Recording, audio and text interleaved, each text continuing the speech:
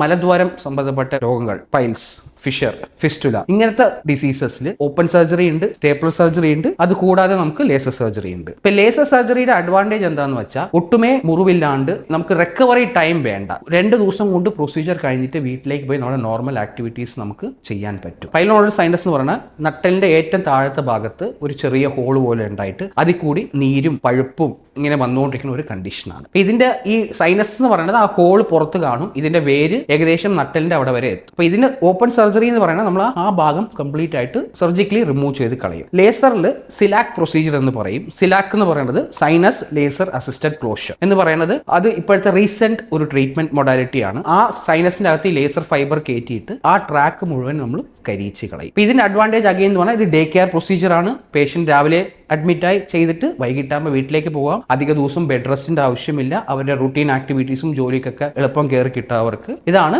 ഇതിന്റെ പ്രൊസീജിയറിന്റെ അഡ്വാൻറ്റേജ് നമുക്ക്.